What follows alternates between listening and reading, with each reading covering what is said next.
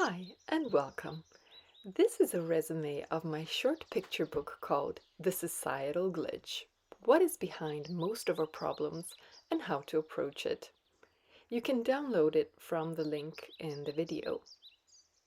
So, is it possible that most of our apparently different problems actually originate from a common basis?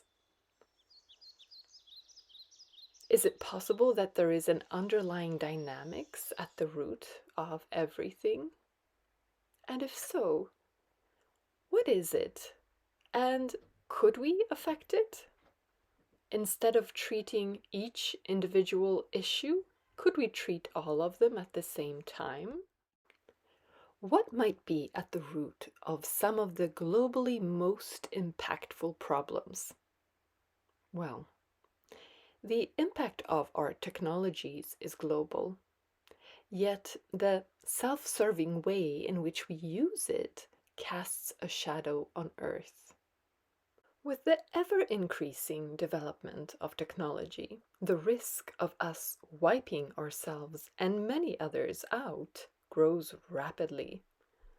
One might think that technology should offer solutions, and yet each solution seems to create more problems. Why?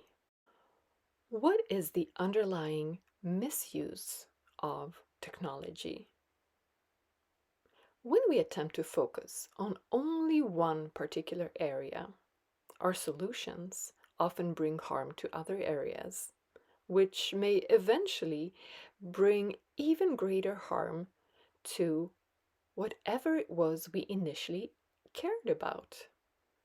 Excessive optimization eventually leads to absurdities, as does excessively narrow focus of care.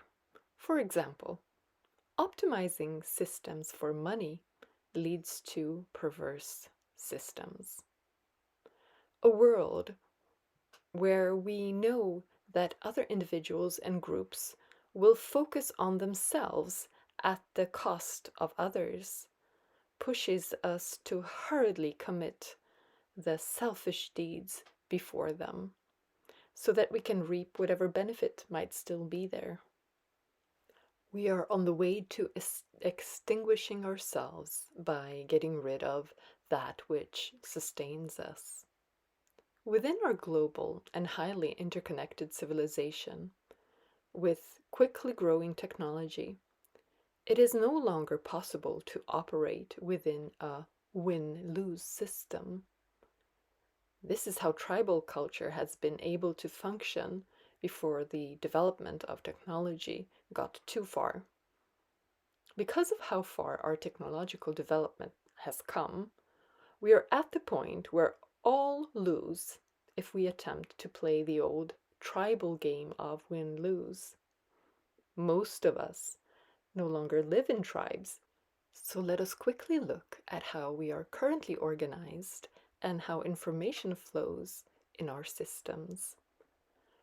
For the purpose of organization of groups, much larger than tribes, we have traditionally had hierarchical top-down systems of power and information dissemination.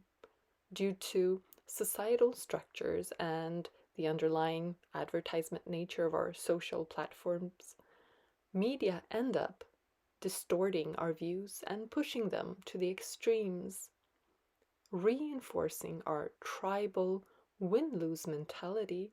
The media push us into worldviews where we cannot even agree on a factual background. This renders interaction close to meaningless. As polarization of views grows, more and more authoritarian and totalitarian measures are taken by our leaders. Driving focus on fear, rights are relinquished, censorship and surveillance increased, and a central narrative established. In our society, we are taught to expect to judge where information comes from and to reproduce it if it comes from an authority or a friend. Otherwise, we are to ignore or fight it. focus on judgment makes appearance an important component of the competitive win-lose power game. This leads to a system where information with noise comes in and the same information with noise and ego spin comes out.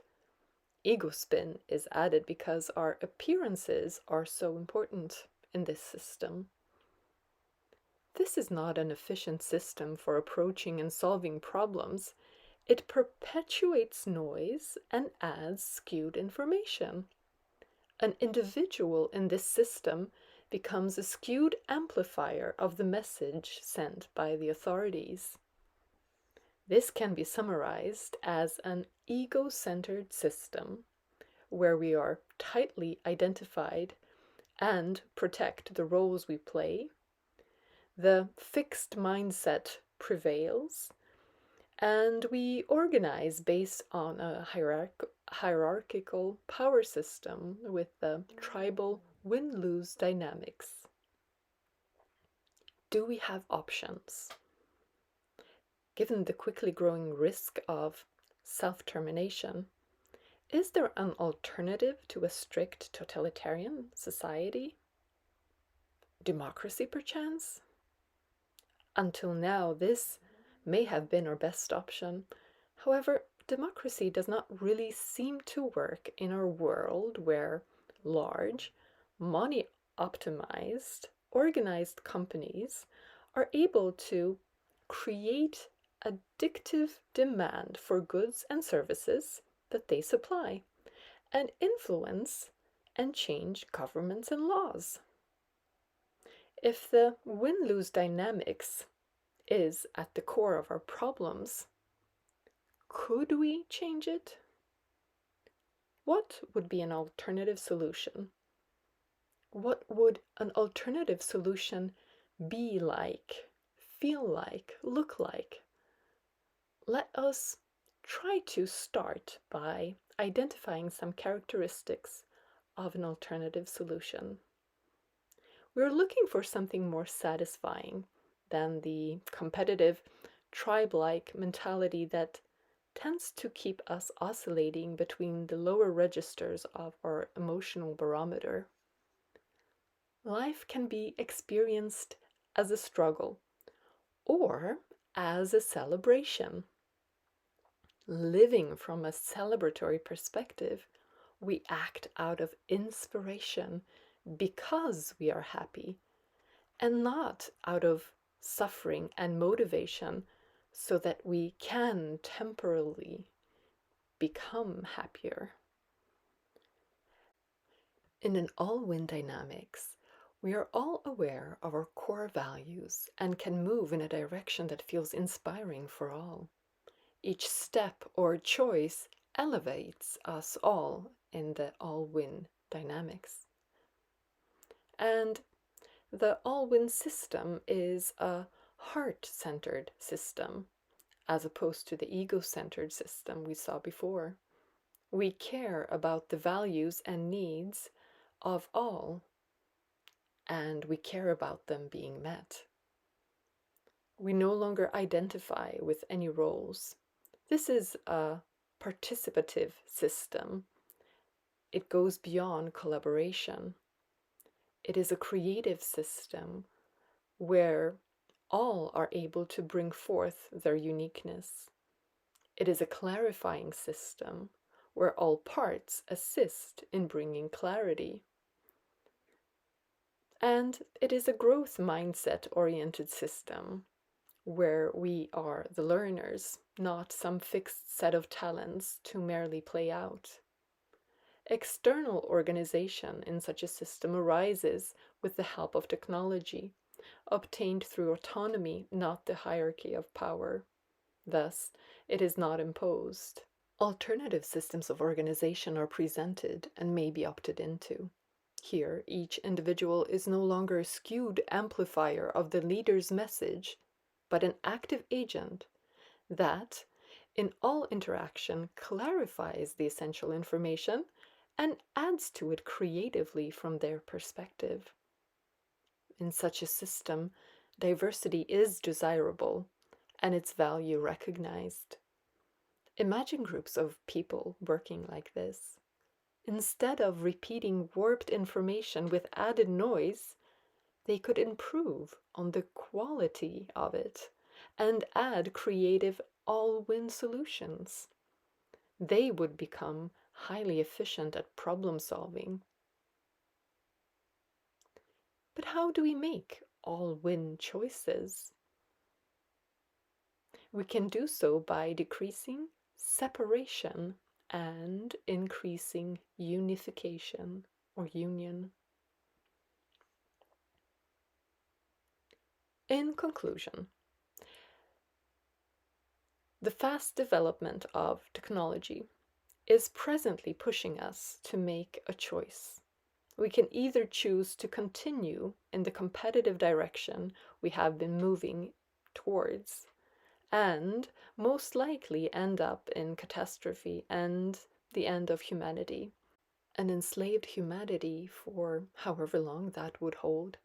Or we can make a profound shift in how we view ourselves and how we interact, and move into an all-win dynamics where we all become a little better in the sense that we care about more than just ourselves. How do we choose the win-win path? How do we shift towards it?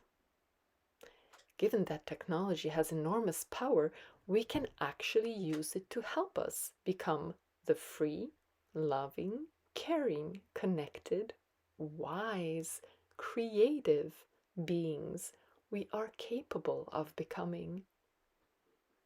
We can use technology to help us increase union, meaning love, clarity, coherence, empathy, creativity, and decrease separation, that is, fear, anger, judgment, confusion. We can use the hand of technology to lift us in the direction of the all-win civilization. Before we end, here's an oopsie to avoid. We are steeped in the old ways of being, and so it is easy to fall into them. To fight the old system, to wage war on it, is to perpetuate it. That is a competitive win-lose game. So, what can you do to increase love, empathy, clarity, coherence, creativity for you and for others? What can you do to make fear, anger, judgment, confusion obsolete? How can you make that available to others? Brainstorm it. And download the PDF, the Societal Glitch, to read more and follow the links in it to go deeper and find out where I found some of this information. Thank you for listening today.